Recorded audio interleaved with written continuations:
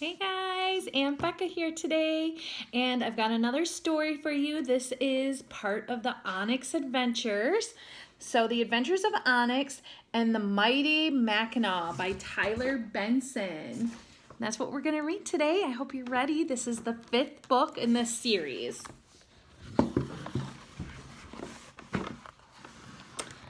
The mighty Mackinaw is coming, Dean yelled. Let's get ready to handle some mooring lines. Hogan, Dean, Evans, and Onyx stood ready at the end of the station St. Ignat's Pier, awaiting the Coast Guard cutter, Mackinaw's arrival. As the cutter Mackinaw came alongside the pier, its crew threw the mooring lines to the guardians of the straits. Dean and Evans quickly secured the lines. A whistle blew from the cutter, signaling to the crew that the mighty Mackinaw was moored. All watched as the American flag was raised to the stern. There it is. Oh, and there's Onyx. She's there too. Hogan and Onyx stared in wonder at the 240-foot cutter. Suddenly, they were startled by the sound of a horn. They quickly jumped out of the way as a large semi-truck backed its trailer down the pier toward the mighty Mackinaw. Look at that, Hogan said to Onyx. That truck's trailer is filled to the top with Christmas trees. One by one, the crew came ashore, making a line from the cutter to the trailer. Onyx and Hogan watched as the members of the mighty Mackinaw began to load Christmas trees onto the cutter. Well, if it isn't the miracle dog herself! As Hogan and Onyx turned, they saw a large man stepping off the brow of the cutter. Hogan recognized him as the mighty Mackinaw's captain. You see him? Man, look at all those Christmas trees.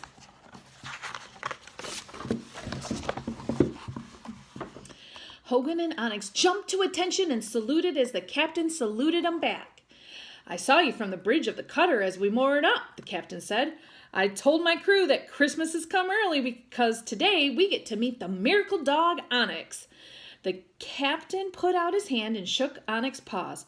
I am Captain Smith. It's an honor to meet you, Captain, Hogan said. The honor is all mine, Captain Smith said. As a matter of fact, I came out here with an offer. The mighty Mackinaw will be serving in a very special tradition again this year as the Christmas tree ship. We will be transporting all these trees to Chicago, where they will be given to deserving families. And I believe it is the only proper for the miracle dog herself to help us bring the miracle of Christmas to Chicago. So, what do you say, girl? Would you and Hogan care to join my crew for an adventure aboard the mighty Mackinaw? Onyx barked and wagged her tail. Ruff! We would be honored, sir, Hogan said. Excellent, Captain Smith said. Let's get underway. Ooh, that sounds like you're going to have a big adventure. Soon the cutter Mackinaw was loaded with Christmas trees and heading towards Chicago. As the cutter made its way through the Straits of Mackinaw, it came across thick ice. Looking out over the straits, Onyx and Hogan could see nothing but ice and snow. I've never seen the ice come this early or this thick in my entire career, Captain Smith said. Some say that this polar vortex will freeze the entire Great Lakes and set a seasonal record for decades to come. Hogan and Onyx looked concerned. See the chunks of ice? Oh, look at the boat. It's cutting through the ice. Let's find out what happens next. No worries, shipmates, Captain Smith said, reassuring Onyx and Hogan. The cutter Mackinaw was built for heavy ice breaking on the Great Lakes. Captain Smith called out to the crew on the bridge. Shipmates, you know the name of this cutter? It holds a proud name. It represents good people who serve the greatest country in the entire world. What's our name? Mackinaw! The bridge crew yelled. And what's our motto? Captain Smith yelled. Foregoing a path with strength and honor, the crew responded. All right, full speed ahead, Captain Smith yelled. The cutter Mackinaw plowed through the thick ice, breaking it with ease. This is why they call us the Mighty Mackinaw, Captain Smith told Onyx and Hogan. Man, and see all the men up on top? The cutter Mackinaw continued its journey toward Chicago, heading farther into Lake Michigan. The roar of the breaking ice could be heard throughout the cutter. Onyx and Hogan looked from the bridge as they passed White Shoals Lighthouse. It's hard to believe that just a few months ago you were swimming out there with the angels in the air. Now it looks like a frozen desert. Onyx and Hogan stared out the bridge windows. White Shoal Light was barely recognizable, now covered in snow and ice. You see it?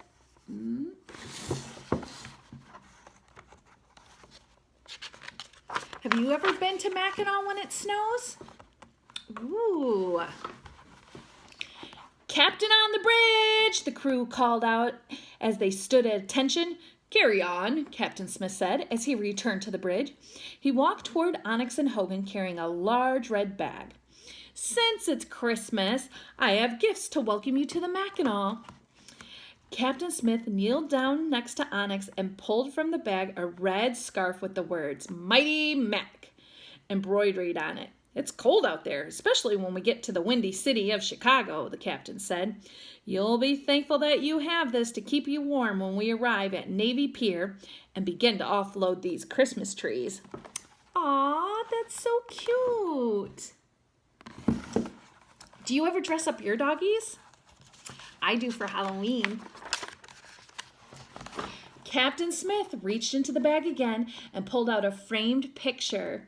This is the last known photograph of the Ruth Simmons, the captain said.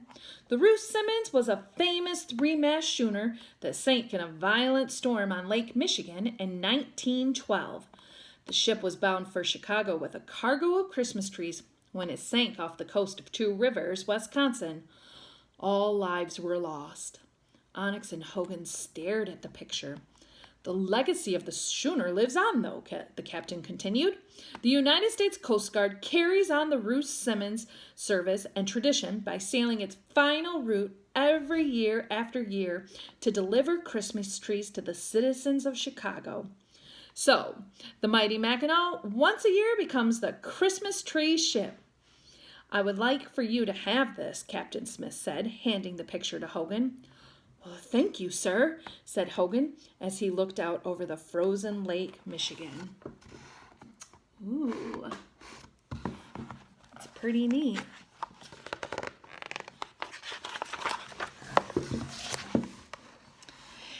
Just then, the captain was notified that the cutter was approaching the site where the Ruth Simmons sank. Onyx and Hogan watched the crew members present a wreath to the captain. This wreath was assembled the moment we left the pier in St. Ignace, Captain Smith told him. It is made up of boughs or branches from many of the Christmas trees that we have on board. I'd like you both to join me in throwing this wreath into Lake Michigan to honor the Ruth Simmons, he said. They joined Captain Smith at the rail. We honor the Ruth Simmons, Chicago's original Christmas tree ship. And then the captain threw the wreath over the side. Hogan and Onyx watched the wreath floating in the water as the sun began to set. The sun sets for one Christmas tree ship, but rises for another one tomorrow, Hogan said. Let's finish this adventure. Let's bring Christmas to Chicago. Onyx barked in agreement. Ruff, ruff.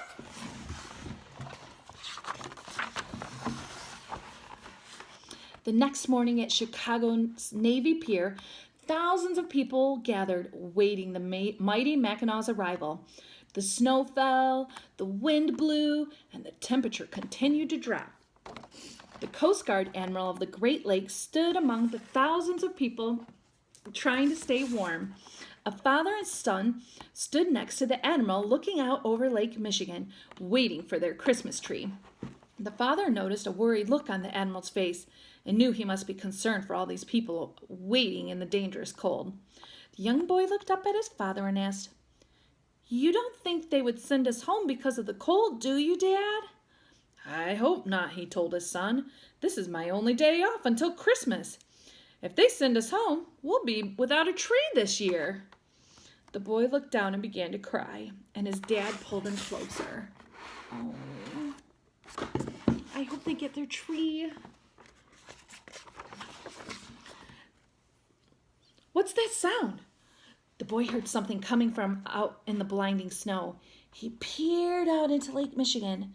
Suddenly, through all the white blowing snow, a red hull emerged.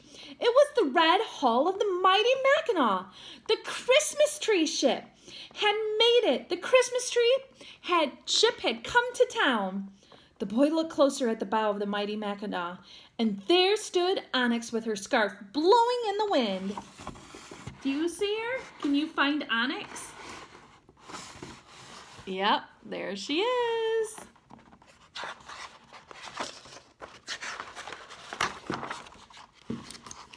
The crowd cheered, and the admiral signaled to the Coast Guard band to start playing. The mighty Mackinaw moored, and everyone quickly formed a line alongside the cutter. Captain Smith, Hogan, and Onyx disembarked the cutter. The admiral shook Captain Smith's hand. "Well done," he said.